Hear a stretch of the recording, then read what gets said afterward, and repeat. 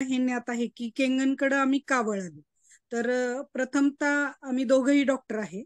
जेव्हा अशोक सर आणि अमोल सरांनी आम्हाला केंगनविषयी माहिती दिली त्यावेळी ऍक्च्युली माझ्या सासूबाईंना सेकंड टाइम पॅरालिसिसचा अटॅक आला होता. म्हणजे त्या पडल्या बाथरूम मध्ये आणि त्यांचा पाचवा आणि सहावा मणका जो आहे कमरेचा तो पिचला होता, कोलॅप्स झाला आणि त्यांचं वय 83 आहे. त्यामुळे त्या बेड रिडन झाल्या आणि बेड रिडन झाल्यानंतर इतकं त्यांना प्रॉब्लेम सुरू झाले, चक्कर यायला लागली, एक घास सुद्धा खाऊ घालायचं तर आम्ही त्यांना उठवून बसू शकत नव्हतो, इतकं त्यांचं डोकं लगेच गरगरायचं. हा, झालं. माझ्या घरामध्ये 14 डॉक्टर आहेत. त्यांच्या पहिली 4 गोळ्या होत्या, 14 डॉक्टर म्हणजे 14 गोळ्या झाल्या. परंतु त्यांच्यामध्ये कसलाही फरक आम्हाला दिसून येत नव्हता आणि सातत्याने सेवा करायला लागत होती त्यांना. सलाईन वगैरे चालूच होतं. पण त्यांना हे सतत वाटायचं की माझी सुनबाई, माझी मुलं डॉक्टर आहेत आणि त्यांना बाकीचं काय न करता मॅडम माझी अशी आवाज सेवा. छोटा येतोय मॅडम, एकदम बारीक आवाज येतोय. त्यांना असं सतत येत आहे सर. येतोय येतोय मॅडम. येतोय. आता येतोय. ओके. तर त्यांना असं सतत वाटायचं की बाबा असं सुना डॉक्टर आहेत आणि त्यांना माझं सगळं करावं लागतंय. मग त्यामुळं त्यांचं कसं आहे की बॉडी तेवढी रिस्पॉन्स करत नाही. मनात जेव्हा अशा काही गोष्टी असतात त्यावेळी त्यांची बॉडी पण रिस्पॉन्स करत नव्हती अजिबात. आणि मग सतत त्या डिप्रेशन मध्ये जात होते. म्हणजे आज त्यांची तब्येत जर समजा 50% असेल तर उद्या 25%च दाखवत होती. इतकं ते हळूहळू एवढ्या 14 गोळ्या देऊन पण कुठं प्रोग्रेसला कुठंच चान्स नव्हता. आणि मग आम्हाला घरातल्या सगळ्यांना खूप वाईट वाटत होतं की आपण 14 डॉक्टर घरात असून एवढ्या छोट्याशा प्रॉब्लेमसाठी आपण आपल्या म्हणजे विशेषतः माझ्या मिस्टरांना, कारण ते त्यांचे लहान मुलगा आहे आणि तुम्हाला सगळ्याला माहिती आहे लहान मुलगा किती लाडका असतो किंवा त्याचा पण आईवर किती जीव असतो. तर त्यांना सतत मनातून वाटायचं की मी एवढा डॉक्टर आहे, मी इतक्या पेशंटला बरं करतो, मी सगळ्याला छातीठोक सांगतो की मी इतक्या जणांना अमकं केलं तमकं केलं, मी माझ्या स्वतःच्या आईला बरं करू शकत नव्हतो. ही त्यांच्या पण मनामध्ये कुठेतरी एक भावना होती. आणि मग जेव्हा अशोक सरांनी आणि अमोल सरांनी आम्हाला ह्या मशीन विषयी माहिती दिली, सरांच्या मनात ते बसलं की ह्या मशीनच्या पाण्यामुळे आपल्या आईला काहीतरी काही ना काहीतरी फरक घडेल. आपण आता उपचार तर भरपूर केलेले आहेत, पण मग हा एक उपचार आपल्याला आपण करू शकतोय. परंतु जसं सगळे आपण सर्वसामान्यच माणसं आहोत, आपण काही लँडलॉर्ड नाहीयेत. त्यामुळे प्रत्येकाचा हा आपण जेव्हा डेमो देतो तेव्हा प्रश्न असतो की पैसे जास्त आहेत वगैरे. तसंच कुठंतरी त्यांच्या पण मनात येत होतं की मी बाबा एवढी इन्व्हेस्टमेंट करणार आणि मग नाही रिझल्ट आला तर मला घरातल्यांच्या रोषाला सामोरं जावं लागेल, म्हणून ते थोडंसं कच खात होते. परंतु नंतर शेवटी त्यांनी डिसिजन घेतला आणि मशीन त्यांनी त्यांचं परस्पर आणलं. ऍक्च्युली मी तुम्हाला सांगते, मी डॉक्टर आहे आणि माझा ह्या गोष्टीला सगळ्यात जास्त विरोध होता. आता मी त्यांची बायको आहे आणि आमचा जन्मजात हक्क आहे, त्यामुळं भरपूर भांडण केली सरांशी. आणि म्हणजे मला अजिबातच पसंत नव्हतं. आणि पहिले तर मुळात म्हणजे अशोक सर आणि अमोल सर सांगून गेले ना, तेव्हा मी सरांना स्पष्ट सांगितलं होतं अजिबात नाही, सरांनी सांगितलंय ना अजिबात काय करायचं नाही, काय नाही, गपचूप आपलं प्रॅक्टिस भरी ना. आपण असं कुठं पाण्याने बरं होत असतं का? म्हणजे मी डॉक्टर आहे त्यामुळे मला ह्याच्यावर बिलकुल विश्वास नव्हता. मी ट्रू म्हणायचे आहे, जर ट्रू एकदम. जर पाण्याने बरं होत असेल तर माझी काय आपली काय गरज आहे 12वी नंतर 10वी नंतर एवढे मार्क पाडून इतकी मोठी मोठी पुस्तकं वाचून आयुष्यातले 7-8 वर्ष घालवायची काय गरज आहे. हा मला मनामध्ये हे असं असल्यामुळं माझा खूप विरोध होता. पण सरांनी आणलं. सर म्हणले काही असलं तरी मी कमवतोय आणि माझ्या आईच्या पुढे मला 3 लाख रुपये जास्त नाही, मी बाकी सगळे उपचार केलेत आणि मला हा उपचार करायचा आहे म्हणजे करायचा. मग आता काय आमच्या सगळ्या गोष्टी बंद झाल्या. म्हणजे ठीक आहे, आता मी पण गप्प बसले. मग भांडत होते पण गप्प बसले आणि अंबानी शिवाय तर त्यांना कधीच हाक मारली नाही. पण जेव्हा हे मशीन घरात बसवलं आणि सरांनी आम्हाला सांगितलं असं असं करा, हे पाणी यूज करा, ते करा वगैरे वगैरे, पहिल्यांदा थोडं नाही लक्षात आलं. पण नंतर काय झालं की आता सरांनी मशीन बसवले, माझी थोडीशी क्युरियोसिटी पण वाढली की बाबा का डॉक्टरांनी एवढं डॉक्टर असून हा निर्णय घेतलाय. म्हणून मी थोडे व्हिडिओ पण फॉलो केले आणि मग त्यांनी जसं सरांनी सांगितलंय तसं आम्ही पाणी सासूबाईंना द्यायला सुरुवात केली. डॉक्टरांनी पण प्यायला सुरुवात केली सासूबाईंच्या बरोबर. डॉक्टरांची शुगर 425 होती, त्यांचं बीपी 180-120 राहत होतं. आणि त्यांना पाईल्सचा पण त्रास होतो. म्हणजे जसं कसं असतं की बाबा जेव्हा आपल्याला राग येतो, आपण एक्साइट होतो, त्यावेळी बऱ्याच लोकांचं कसं असतं, मेंदूवरचं प्रेशर वाढतं आणि मग तिथल्या नसा ऍक्टिव्हेट होतात, जास्त एन्झायटी वगैरे येते. पण डॉक्टरांचं कसं होत होतं की त्यांची खाली एनसच्या जागी, संडासच्या जागी जी नस होती ती बस्ट होत होती आणि मग त्यांना खूप ब्लिडिंग व्हायचं. बऱ्याच वेळा ते 2-2, 3-3 तास वरून खाली ओपीडीत येऊ शकायचे नाहीत, त्यांना इतका प्रचंड त्रास होत होता. पण त्यांनी जसं मग दोघांनी हे पाणी प्यायला सुरुवात केली, त्यानंतर एक 15 दिवसानंतर माझ्या सासूबाईंची चक्कर थांबली. जे की आम्ही त्यांना उठून बसून एक घास सुद्धा खाऊ घालू शकत नव्हतं, तर त्या उठून बसून जेवायला लागल्या. आणि हे आम्हाला सगळ्यात जास्त समाधान झालं की बाबा सलाईन सुटलं.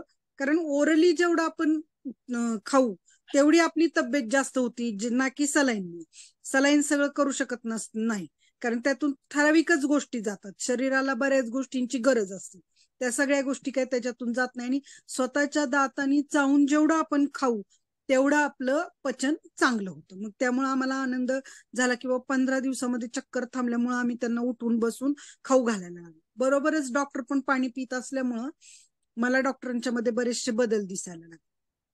बऱ्याच वेळा कसं व्हायचं की त्यांना इतकं बीपी, इतकं शुगर आणि ह्या सगळ्या गोष्टींमुळे ड्राउझिनेस, म्हणजे पेशंट बघितले ना एक थोड्या वेळानंतर ते कंटाळायचे आणि वर जाऊन, म्हणजे बऱ्याच वेळा वर जाऊन झोपायचे किंवा वरून यायचे नाहीत खाली.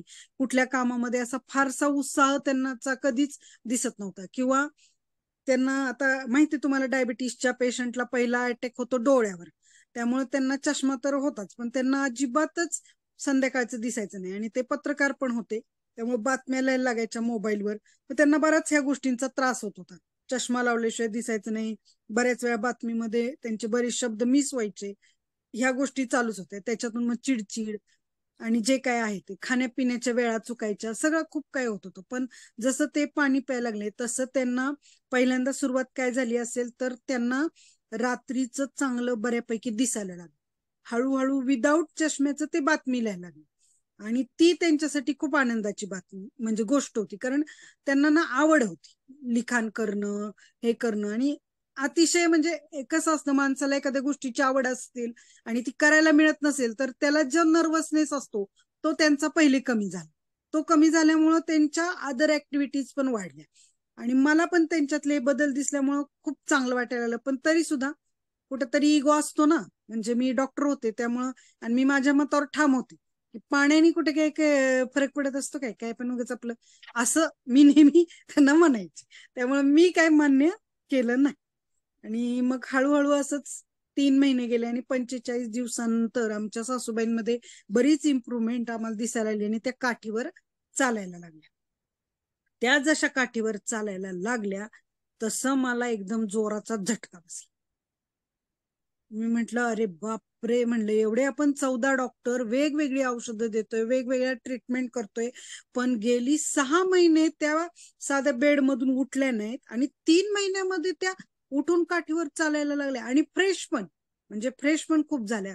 गप्पा वगैरे मारायच्या, शिस्तीत झोप, जेवण सगळं व्यवस्थित जात होतं. ज्यासाठी 6 महिने आम्हाला खूप त्रास सहन करावा लागला. कोरोनाचा पिरियड होता, त्याच काळामध्ये माझ्या दिरांना पण कोरोना झाला होता आणि ते सर्जन आहेत आणि ते अकलूजच्या कोरोना सेशनचे हेड होते, त्यामुळे त्यांना तिथं जाणं भागच पडत होतं. आणि मग त्यामुळे काय होतं, फोन पण त्यांना खूप यायचे, त्यामुळे फोनवर बोलल्यामुळं त्यांना दम लागत होता आणि त्यांना अँटीबॉडीचं इंजेक्शन देऊन सुद्धा त्यांच्यामध्ये पण इम्प्रुव्हमेंट नव्हती. पण मी स्वतः डोळ्यांनी बघितले, जेव्हा सरांनी मशीन बसवलं होतं तेव्हा सरांनी सांगितलं होतं की हे पाणी द्या, आणि ते त्यांना पाणी पाजल्यानंतर त्यांचा दम वगैरे कमी झाला, गोळ्या कमी झाल्या, कोरोनातून ते बाहेर आले. पण मी तुम्हाला जसं म्हणलं तसंच की मी त्यावेळी मान्य नाही केलं. मी म्हणलं हे केवळ योगायोग आहे, काय नाही म्हणलं. त्यांना अँटीबॉडीचं इंजेक्शन दिलं होतं आणि ते इंजेक्शन थोडं उशिरा काम केलं, असं मी माझ्या मनाची समजूत केली होती. त्यामुळं मी बिलकुल त्याच्यावर विश्वास ठेवला होता. पण जेव्हा सासूबाई चालायला लागल्या तेव्हा मात्र मला एकदम धक्का बसला आणि मग मी म्हणलं नाही, काहीतरी ह्यामध्ये आहे जे माझ्या औषधामध्ये नाहीये किंवा इतर कोणाच्या औषधामध्ये नाही, ह्या पाण्यात काहीतरी आहे. आणि मग तिथून पुढे मी अभ्यास करायला सुरुवात केली, अनेक व्हिडिओज मी फॉलो केले, बऱ्याच ठिकाणी जाऊन मी पाणी चेक केलं.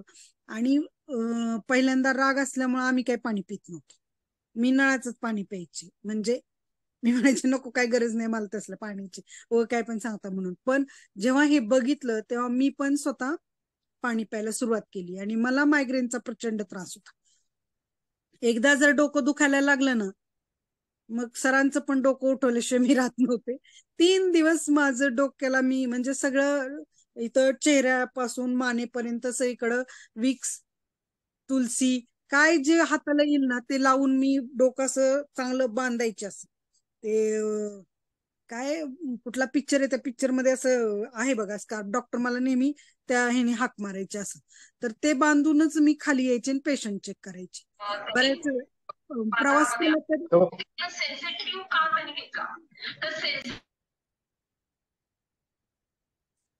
प्रवास केला तरी प्रवास सुद्धा मला नको वाटायचा, इतका माझी वाईट अवस्था होती. पण मग मी जसं जसं पाणी प्यायला लागले तर आज अशी कंडिशन आहे सर की दिवस दिवस जरी मी जेवले नाही, खूप प्रवास झाला तरी माझं डोकं दुखत नाही. मला कसलंही म्हणजे असं उत्साह नसल्यासारखं असं कधी फील होत.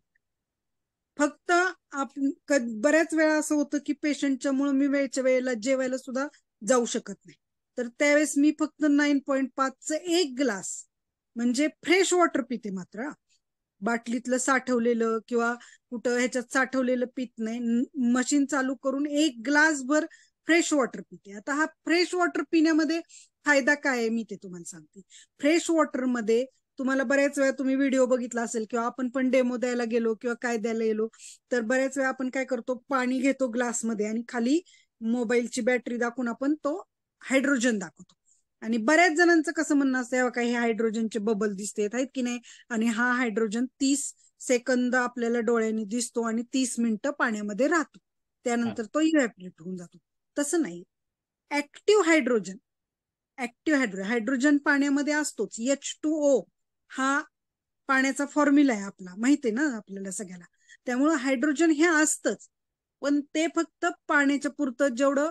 पण हा ऍक्टिव्ह म्हणजे एक्स्ट्राचा आणि ऍक्टिव्ह हायड्रोजन जो आपल्याला त्यातून मिळणार आहे, ज्याच्यामुळे आपल्याला एनर्जी येणार आहे, त्या हायड्रोजनचा फायदा मला होतो. ही मला त्यामुळे मग एक ग्लास पाणी पिलं तरी मी 2 ते 2.5 तास तरी मला भुकेची जाणीव होत नव्हती, एकदम फ्रेश वाटायचं. आणि पाणी भरपूर जाते, ते डायजेस्ट होते. कारण आपल्या शरीरामध्ये 70% पाणी आहे आणि जास्त आपल्या ऑर्गनची डिमांड पाण्याची आहे, खाण्याची नाही. माणूस महिनोन महिने अन्न न खाता राहू शकतो, परंतु पाण्याविना तो राहत नाही. पाण्याविना तो राहू शकत नाही, कारण पाण्याचं प्रमाण आपल्या शरीरामध्ये जास्त आहे. त्यामुळं तुम्ही जर समजा पाणी पिलं, ते लाईव्ह वॉटरला जास्त तुम्हाला रिझल्ट आहे. कुठल्याही पेशंटला जेव्हा तुम्ही देताय, आपल्याकडे असणारे कुठल्याही आजाराच्या पेशंटला देताय, तर त्याला कायम तुम्ही हे बजावून सांगायचे की तुम्ही जेव्हा तुम्ही नाही करू शकत त्यावेळेस इट्स ओके, तुम्ही बाटलीत पाणी घेऊन जाऊन प्या करा, पण ज्या ज्या वेळेस तुम्ही मशीनच्या जवळ आहे, तुम्ही घरात आहात, त्यावेळी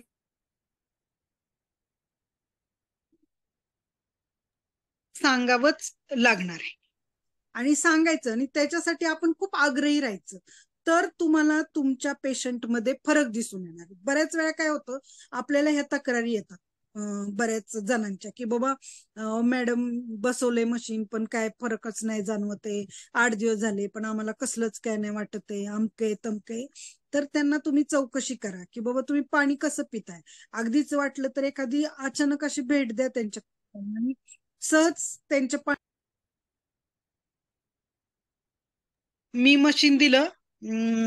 ते आता इथं इंदापूरला जे मशीन दिलं होतं अगदी एकदम प्रतिष्ठित अशा त्यांच्या घरी दिलं होतं. आणि आता त्यांच्याकडे काय आहे की मी नाव नाही एक्सपोज करणार, तर त्यांच्याकडे काय आहे की त्यांच्या घरात त्यांच्या लेडीज काही स्वयंपाक पाणी करत नाहीत, त्यांचे म्हणजे तिथं आचारी वगैरे ठेवलेले आहेत ते करतात. तर तेच पाणी देत होते, म्हणजे लेडीजनी कधी त्या मशीनला हातच नाही लावलेला, ते आचारीच देत होते. ऍक्च्युली मी सुद्धा म्हणजे मशीन बसवल्यावर सुद्धा त्या आचार्यालाच सगळं समजून सांगण्यात आलं होतं की कुठलं पाणी कधी द्यायचं. पण कसं असतं ना, शेवटी हे बघा, मशीन तुम्ही घेतलेलं आहे, शरीर तुमचं आहे, तुम्हाला त्याच्यापासून वाचायचं आहे, ही जाणीव त्या माणसाला आपण करून दिली पाहिजे. तर त्यांचा तो जो निष्काळजीपणा होता किंवा पाणी ते स्वतः न घेत होते, ते दुसऱ्यावर अवलंबून राहत होते. तर त्या पण पुढच्या माणसाला कसं असतं, त्याला त्याच्या कामाची गडबड असते. आणि शेवटी तुम्ही काय डेमो बघितलेला नव्हता, आणि तो जर एवढा नॉलेजेबल माणूस असेल तर तो त्यांच्या घरात आचारी म्हणून राहिला पण नसता ना. त्यामुळे त्याला त्याची काय फिकीर नसल्यामुळे तो काय करत होता की जे आपलं 11.5चं पाणी, जे त्यांना मी सांगितलं होतं की तुम्ही सकाळी 1 ग्लास आणि संध्याकाळी 1 ग्लास घ्या, जेणेकरून तुम्हाला, त्यांच्या घरामध्ये हार्टचा त्रास असणारे पेशंट होते, शिवाय बीपी होतं, आणखीन दुसरे पण 1-2 प्रॉब्लेम होते 1-2 जणांना. जॉईंट फॅमिली आहे, मोठी फॅमिली, तर त्याच्यामध्ये त्यांना फरक काहीच दिसत नव्हता. आणि त्यांची माझ्याकडे तक्रार आली की बाबा आम्हाला हे पाणी वेगळ्याच चवीचं लागतंय आणि काही फरक तर दिसत नाही, काय नाही. इव्हन म्हणजे त्यांचा दात दुखायला लागला तर त्यांनी मोठ्या डॉक्टरची अपॉइंटमेंट घेतली होती.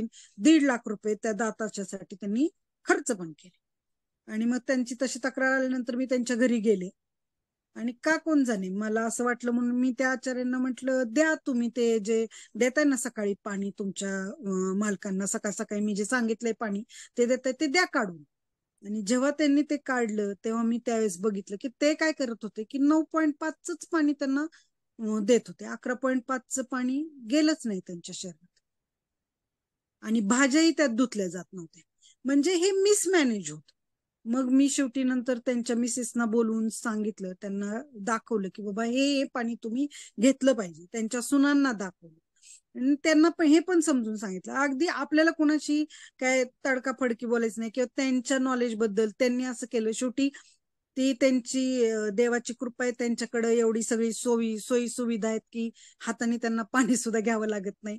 हे त्यांचे कर्माचे फळ आहेत. पण शरीर त्यांचं आहे, तर शरीरासाठी त्यांनी केलं पाहिजे हे मी त्यांना समजून सांगितलं की बाबा तुम्ही थोडंसं लक्ष द्या, कारण दुसऱ्यावर जो अवलंबतो त्याचं काय घडणार नाही. कारण हे तुम्हालाही माहिती की आपल्याला आपलं शरीर आहे ना, आपण त्याची काळजी घेतली पाहिजे. तर अशा पद्धतीच्या गोष्टी घडू शकतात. त्यामुळे तुम्ही त्या गोष्टींची चौकशी करा की बाबा आपण जे सांगतोय ते व्यवस्थित पद्धतीने फॉलो होतंय का, त्या पद्धतीने पाणी जातंय का. नाहीतर मग तुम्ही ज्याला मशीन दिलंय आणि त्याला नाही रिझल्ट आला की लगेचच फोन उचलायचा, अहो सर काय त्यांना तो काय फरक पडला नाही, काय नाही, एवढं 3 लाखाचं मशीन घेतलं, एवढं अमकं घेतलं. तुम्ही म्हटला असं करू नका. सगळ्यात पहिल्यांदा ही गोष्ट समजा की तुमच्याकडे जो डिव्हाइस आहे आणि तुम्ही जो इतरांना दिलाय त्याच्यासारखी दुसरी जगामध्ये कुठलीही चांगली गोष्ट नाही. 1 नंबर हेल्दी वॉटर आहे आणि 1च नंबर रिझल्ट आहे. फक्त तुम्ही यूज कसं करताय आणि काय करताय, तुम्ही समोरच्याला किती अवेअर करताय, त्याच्या शरीराचं किती अमूल्य आहे हे त्याला कशा पद्धतीने जाणवून देताय, हे तुमच्यावर अवलंबून. ते करायचंय आपण नाही केलं तर कोणीतरी दुसरा जाऊन करणारच आहे. जर तुम्ही समजा नाही त्याला पाण्याबद्दल नॉलेज दिलं, त्यांनी ते मशीन घेतलं, त्याला नाही रिझल्ट आला, थोडे दिवस तो ओरडेल, गप्प बसेल, आणि पुन्हा पण तो दुसऱ्या डॉक्टरकडे तर म्हणजे त्याच्या इलाजसाठी जाणारच आहे. म्हणजे मग जे काम तुमचं पाणी करणार आहे तर तो डॉक्टरकडे जाऊन चुकीच्या ट्रीटमेंटच्या मागे लागून परत आणखी नवीन कॉम्प्लिकेशन्स काहीतरी वाढवून ठेवणार आहे. त्यामुळं तुमची ही जबाबदारी, आपण जेव्हा एखाद्याला मशीन देतोय तेव्हा आपली पहिले जबाबदारी की आपण त्याला पूर्णपणे नॉलेज दिलं पाहिजे, आणि त्याला हे ठामपणे विश्वास दिला पाहिजे की बाबा नाही ठीक आहे, तुम्हाला काही फरक पडला नाही किंवा तुमच्या घरात काही अचानक एखादी हेल्थ बाबत गोष्ट घडली, तर तुम्हाला जरी वाटलं तरी तुम्ही एनी टाइम मला फोन करा, मी तुम्हाला सांगेन की कसं कसं द्यायचं आणि काय काय घ्यायचं, त्याच पद्धतीने घ्या, तुम्हाला 100% ह्याचा फायदा होणार आहे. आता माझ्याकडे ज्या ज्या केसेस आहेत त्याबद्दल मी थोडंसं बोलते. म्हणजे ज्यांना मी दिलं पाणी आणि मला चांगले रिझल्ट आले, तर हे माझे घरातलेच रिझल्ट मी तुम्हाला सांगते. सासूबाई तर चालायला लागल्या, डॉक्टरांचा डायबिटीस कमी झाला, चष्मा काढून ते आता व्यवस्थित बातमी लिहू शकतात. आता मी आणखीन त्यांना परत मूळ व्याधीचा म्हणजे ते रक्त जाण्याचा कधीच त्रास झाला नाही, बीपीचा नाही, शांत झोप. फक्त जेव्हा आम्ही 4 दिवस पुणे आणि 3 दिवस इंदापूर, म्हणजे माझं मशीन आम्ही इंदापूरला बसवलेलं, येताना इंदापूरवरून आम्ही पाणी घेऊन येत होतो, परंतु 4 दिवस इथं राहत होतो, 4 ते 5 दिवस. बऱ्याच वेळा असं व्हायचं की कधी कधी 7-8 दिवस इथं राहावं लागायचं. मग त्या काळामध्ये इथं अजून मी माझ्या घरामध्ये मशीन घेतलं नव्हतं, आणि त्या काळामध्ये मात्र मग एकदा आम्ही एसी गाडीने प्रवास करत असताना सातत्याने त्या एसीची हवा डॉक्टरांच्या डोळ्यावर आल्यानंतर त्यांची थोडी विजन ब्लर झाली. आणि मग मी घाबरले. मला तरी असं सारखं वाटत होतं की हे डायबिटीस वाढला का काय यांचा, ह्याच्यामुळे झाला असेल. आणि डॉक्टरांनाही थोडंसं तसं वाटत होतं. मग आम्ही इथं डोळ्याच्या डॉक्टरांकडे गेलो, त्यांनी चेक केलं तेव्हा त्यांनी स्पष्टपणे सांगितलं, त्यांनी सगळं पिपल्स वगैरे डायलेट करून बघितले, तर ते म्हणले ताई काय घाबरू नका, डायबिटीसचा तर काहीच धोका नाहीये. डायबिटीस रक्त चेक केलं, डायबिटीस पण काय आला नव्हता फार त्यांचा, त्याच्यावर जे काही त्यांच्या रेंज होत्या त्या प्रमाणाने ठीक होत्या. म्हणजे पहिले जे 425 वगैरे होतं तेवढं नव्हतं झालं, वाढलं होतं नाही असं नाही, पण कमी होतं. इतकं डोळ्यावर अफेक्ट होईल असं एवढं नव्हतं. तर त्यांनी सांगितलं स्पष्टपणे की हे एसीची हवा घेतल्यामुळं मसल्स जो आहे त्या मसल्सला पॅरलाइज झालंय किंवा तिथं ते नसाला थोडासा विकनेस आलाय, बाकी काही सुद्धा नाहीये, डायबिटीसचं काही नाही. पण तरी सुद्धा माझ्या हे मनात सातत्याने राहत होतं की बाबा आपण इंदापूरला असताना पाणी सुरू केल्यानंतर डॉक्टरांचा डोळ्याचा त्रास गेला होता ना, आता हे नवीन संकट आले. आणि मग त्या काळामध्ये मी सरांशी सुद्धा बोलले होते, अशोक सरांना फोन केला होता, अमोल सरांना फोन केला होता, आणि त्या दोघांनी मला सांगितलं की ठीक आहे मॅडम, तुम्ही मशीन नाही घेऊ शकत, पाणी तर आम्ही पोचवतो. किंवा माझी इथं मुलगी आहे तिच्याकडे मी मशीन दिलंच होतं, तर तिच्याकडून आम्ही पाणी आणत होतो. पण जे मी तुम्हाला मागाशी सांगितलं ते की आपल्याला जर पेशंटचा फास्ट रिझल्ट हवा आहे तर आपल्याला त्याला लाईव्ह वॉटर देणं खूप गरजेचं आहे.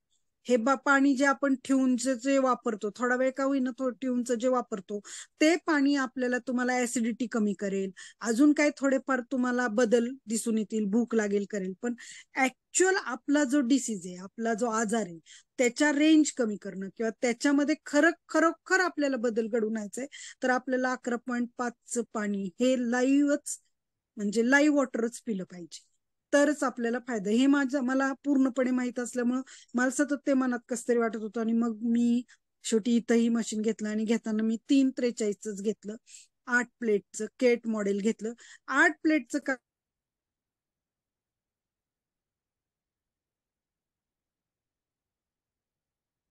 आवाज आवाज आवाज गेलाय, आवाज. आवाज येत हॅलो, नव्हता. हा. मॅडमचा फोन येतो, 1-2 मिनिटं.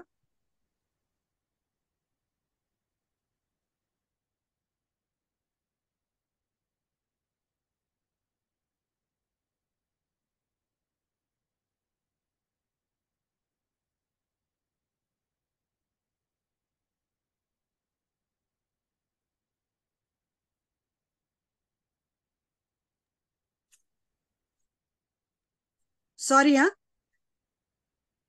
तर मग मी इथं मशीन घेतलं. केट मॉडेल का घेतलं, तर 8 प्लेट आहेत त्याच्यामध्ये. 7 प्लेट मधून येणाऱ्या पाण्यापेक्षा 8 प्लेट मधून येणाऱ्या पाण्याची क्वालिटी आपल्याला माहिती आहे. ORP 1200 राहतो, आपण सगळ्यांनी बघितलंय ORPच्या ह्याच्यावर.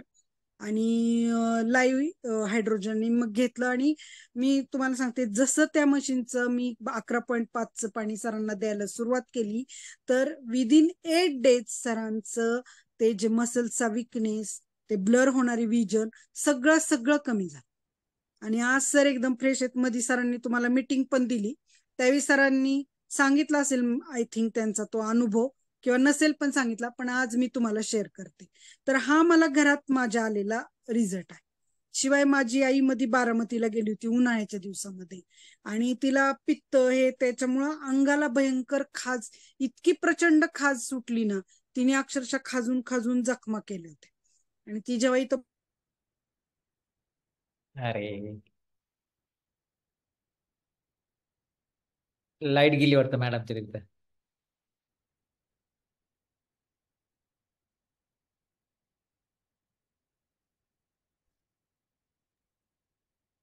हॅलो, आवाज येतोय का सर? येते येते येते मॅडम. ठीक आहे, आता लाईट गेली आमच्या इथं. मी माझं जे मोबाईल नेट आहे त्याच्यावर चालू केले, आता किती वेळ हा, टिकल तेवढा वेळ सांगते. हा. ठीक आहे तर ठीक. हा, आणि मी हे व्हिडिओ बंद केला कारण आता मी तुम्हाला दिसणारच नाही. तर तर मग त्यावेळेस काय सांगत होतो मी? आईच्या आईविषयी. हा, आईच्या अंगाला खाज प्रचंड येत होती, जखमा केल्या होत्या. आणि मग ती इथं आली, इथं असताना मी तिला ते सगळं पाणी वगैरे देत होते. तिथं बहिणीकडे काही मशीन नाही, ती तिथं गेली, रुटीन तिचं सुरू झालं. आणि उखाडा होता ऍक्च्युली, लगेच काही बदल इतके शरीरात होत नसतात, पण उखाडा पण होता. आणि मग तिला त्यामुळं त्रास झाला असावा मे बी.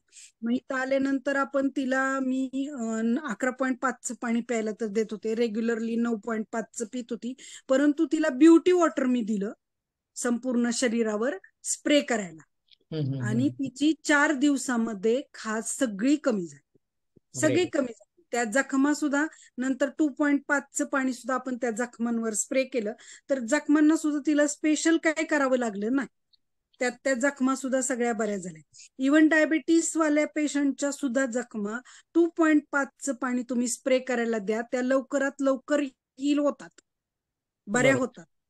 हा, त्यामुळं हे लक्षात घ्यायचं की डायबिटीस पेशंटला सकाळी 11.5चं पाणी, संध्याकाळी 11.5चं पाणी 1 ग्लास घ्यायला लावायचं. पण त्याची रेंज डायबिटीसची कशी आहे त्यानुसार.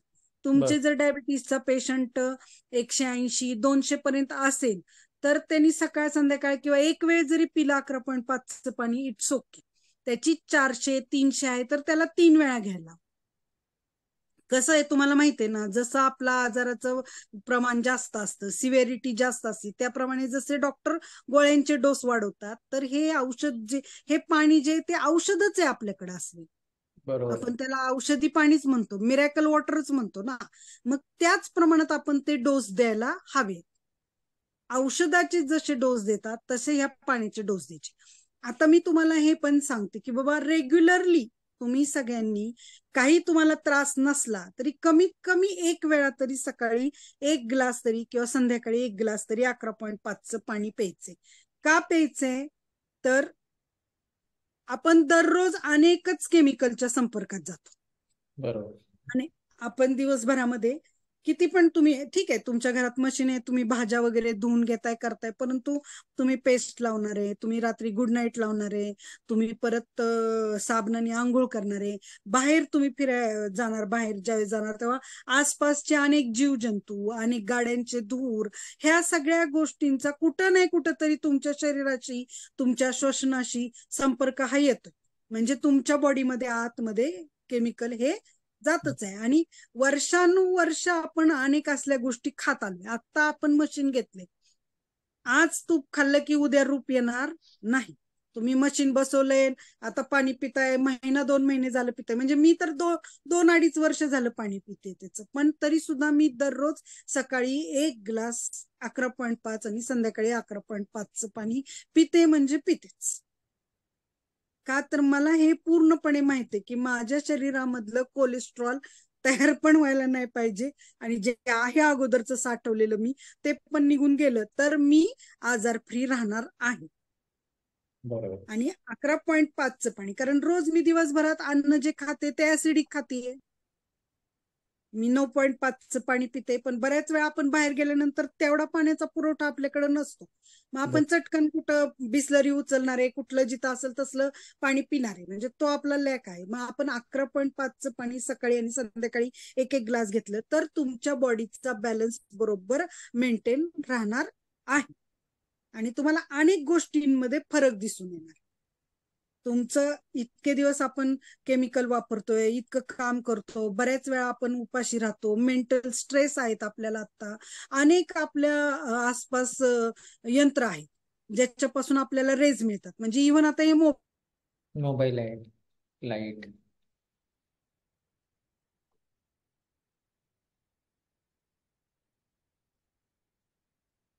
हॅलो. बहुतेक डॉक्टर त्यांचं हे संपलं वाटतं. नाही नाही, लाईट आली की. लाईट केमिकलचे आली? आपण, हो आली ओके आली.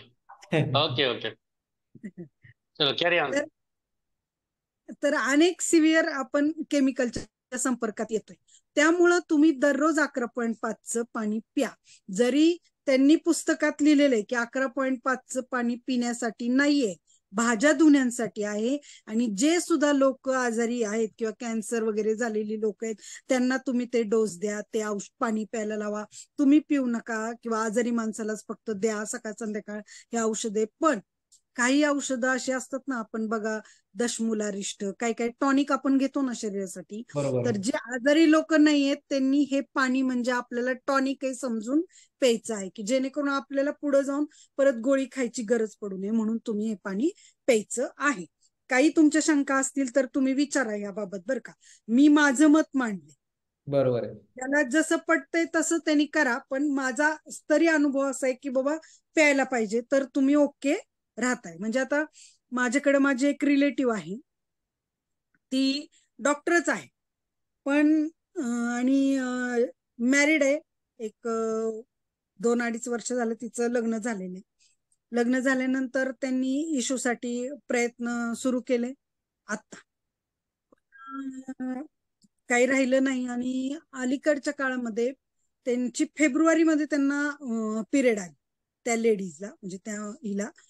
त्यानंतर आता मे महिन्यापर्यंत पिरियडच नाही आणि प्रत्येक वेळी जाऊन चेक वगैरे करायचं पण निगेटिव्हच. आणि मग ते टेन्शन यायला लागलं. त्यातून कसं असतंय ना, एकदा असं काही व्हायला लागलं की सासरची माणसं बऱ्याच वेळा इंडियन आपल्या लोकांच्या मध्ये कुणी सुशिक्षित असू देत अशिक्षित असू देत, पण लोकांच्या मध्ये काय आहे ना, जेव्हा कुठलं एखादी गोष्ट अशी घडती ना, तेव्हा आपण ऍक्च्युली डॉक्टरांकडे जायला पाहिजे, पण लोक पहिल्यांदा जातात बुवाबाजी. त्यामुळे आपल्या देशामध्ये डॉक्टरांच्या दवाखान्यापेक्षा गर्दी जास्त बुवाकडे असते. बघा, कुठेही जाऊन बघा, सगळ्या गुरुजींचे सगळ्या महाराजांचे दरबार एकदम मोठे मोठे भरलेले असतात आणि डॉक्टरांकडे नसतात. एज्युकेशनचा प्रश्न आहे हा. तर त्यामुळे त्यांनी काय झालं, त्यांनी बोलवलं नसेल किंवा काय असेल माहित नाही, तर त्यांच्या घरात ते एक कोणतरी त्यांचे महाराज आले आणि त्यांनी काय सांगितलं की ही वास्तू तमकय तमकय, यावय त्यावय, आता ही मुलीची पाळी जाईल आणि काही इश्यू होणार नाही, अमकं नाही तमकं नाही. त्यामुळे ते सगळेजण भेदरले.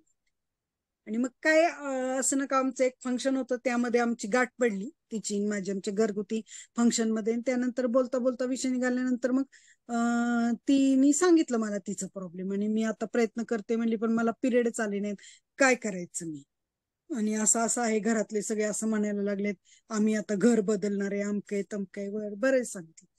बाकीच्या गोष्टींमध्ये मला काही इंटरफेअर करायचं कारण नाही, शेवटी तो त्यांचा घरचा प्रश्न आहे, त्यामुळे मी त्यामध्ये काही जास्त तिला इंटरेस्ट झाला. फक्त तिला मी काय म्हणले की ठीक आहे 2-3 दिवस ये सहज राहायला, असं त्यावेळेस तिला मी काहीच बोलले नाही. देते म्हणलं मी तुला औषध, तुला येईल पिरियड, तू काही काळजी करू नको. आणि ऍक्च्युली मी तिला 2 दिवसानंतर होमिओपॅथीची 2 लिक्विड, गोळ्या आणि आयुर्वेदाचं 1 लिक्विड असं तिला पाठवून पण दिलं, आणि तिला ते सांगितलं की हे तू 8 दिवस घे, 8 दिवसानंतर अजून एक 8 दिवस वाट बघ, पाळी 100% येणार. कारण माझ्या पेशंटला आली होती, त्यामुळे मी तिला तसंच सांगितलं आणि तिने ते घेतलंही व्यवस्थित रेग्युलर. 8 दिवस गेले, अजून 8 दिवस परत तिने पुढे जाऊन वाट बघितली, पुढे 8 दिवस बघितली, पण तिला काही पिरियड आलीच नाही. मग तिचं मला फोन आला की बाबा मला काही पिरियड आले नाहीत, मी ते तुम्ही म्हटलं ती औषधं घेतली, परत आम्ही अजून एक रिपीट डोस केला. मी म्हणलं ठीक आहे, इतरांना 1 डोस मध्ये आले, तुला एखाद्या वेळेस गरज असेल तुझ्या शरीराला तर अजून 1 डोस आपण घेऊन बघू काय होते. परतचा डोस घेतला आणि परत तसंच एक थोडे दिवस ते गेलेच, म्हणजे ती वाट बघून करून, पण तरी पाळी आली नाही. मग सहज सुट्टीला किंवा अशा ह्याच्यानी म्हणून ती 2-3 दिवस इथं माझ्याकडे घरी राहायला आली. आणि म्हणजे बोलायचं पण होतं तिला, थोडस मानसिक हे पण आलं होतं टेन्शन की बाबा आता कसं काय करायचं तिच्या घरातल्या सगळ्यांना. तर ती आली इथं राहायला. इथं राहायला आल्यानंतर मी तिला सांगितलं की काय नाही ठीक आहे, आता बघू आपण, मी बघते अजून वाचून अभ्यास करते, काही नवीन औषध आहेत का बघते, तू लगेचच होप सोडू नको, अजून तर तू खूप यंग आहे. म्हणजे तिचं एज साधारण काय 27-28च असेल, जास्त पण नाही. तर म्हणलं इतकी यंग आहे तर काय पिरियड जाणार नाही, तू त्याची काळजी नको करूस, आणि असलं तर काय म्हणलं ते माझा विश्वास नाही, म्हणलं ते बुवाबाजीवर वगैरे ते वास्तू बिस्तू काय तसलं काय माझा विश्वास नाही, तू काय मला तसं सांगू पण नकोस, मी तुला माझे प्रयत्न करते, तू तेवढे बघ. आणि त्या पद्धतीने आम्ही गेलो. मग मी तिला ह्या दरम्यान मध्ये तिला एवढंच फक्त म्हणलं की तू सकाळी 11.5चं पाणी आणि संध्याकाळी 11.5चं पाणी पी. आता तिला सांगितलं, पण तिने काय तेवढं मनावर घेतलं नाही, ती काय पित नव्हती. पण मी मात्र, मला का कोण जाणे असं सातत्याने वाटत होतं की झालंच तर मला हा एक वेगळा रिझल्ट मिळेल, आणि नाही जर झालं तर मला माझी औषधं तर मी बघतीच आहे ना, तोटा तर काय होणार नाही. त्यामुळे मी स्वतःहून स्वतः तिला पहिल्यांदा लाईव्ह वॉटर लगेच देत होते. ती उठून आली की मी स्वतःहून तिला पहिलं पाणी प्यायला लावत होते 1 ग्लास, आणि संध्याकाळी सुद्धा आठवणीने मी देत होते लाईव्ह वॉटर तिला. आणि मला सांगायला आनंद वाटेल की 5च दिवस ती माझ्याकडे राहिली होती. 5 दिवसात मी तिला फक्त 3 दिवस पाणी दिलं, कारण पहिले 2 दिवस मी तिला सांगितलं घे, तिने काही घेतलं नाही. मग ते माझ्या लक्षात आलं की बाजीराव की करून काय उपयोग नाही. आपण आपल्याला रिझल्ट हवाय तर आपल्याला आपदायला पाहिजे, आपण केलं पाहिजे. त्यामुळे मग मी तिला 3 दिवस मी तिला पाणी दिलं. 4थ्या दिवशी तिने पाणी पिलं, आणि काही त्यांच्याकडे काय घडलं असेल तर ती गेली लगेच तिच्या घरी. तिचा सासऱ्यांचा सासूबाईंचा फोन आला, काहीतरी अडचण होती, ती तिकडे गेली. आणि तिकडे गेल्यानंतर तिला सेकंड डेला पिरियड आहे. तिने मला तिकडून फोन केला लगेच, आणि तिने तिच्या सासूबाईंना ते सांगितलं की असं असं आहे, आणि त्यांनी मला कंपल्सरी ते पाणी प्यायला लावलं. इतके दिवस आपण औषधं घेतोय तरी मला फरक नाही पडला, आणि मला ह्या 11.5 पाणी काहीतरी, आता तिला त्यातलं कळलं सुद्धा नाही काय, कारण त्याची कल्पनाच नव्हती ना काय. त्यामुळे ती म्हणली असलं कसलं तरी त्यांनी मशीनचं पाणी दिलं, भारी ती काहीतरी मशीन आहे म्हणली, आणि ते मला पिरियड आले. ते तिच्या सासूबाई गेल्या आठवड्यात येऊन, सासू सासरे येऊन मशीन बघून करून गेले. डेमो दिला त्यांना मी, खूप सॅटिस्फाईड आहेत, आणि त्यांची तयारी पण चालू. म्हणजे 2 फायदे मला झाले. एक तर तिला पिरियड आली त्याचा आनंद मला, कारण तिची पुढच्या गोष्टी सुरू झाल्या, एकाचं लाईफ वाचलं. कारण या गोष्टीमध्ये बऱ्याच वेळा कसं असतं, एज्युकेटेड जरी फॅमिली असल्या तरी मग मुलींना सोडून देणं वगैरे गोष्टी घडतात, जी फार वाईट आहे गोष्ट, तर पण ते होऊ शकतं. तर त्यातून तिचा संसार वाचला. आणि दुसरं म्हणजे माझं मशीन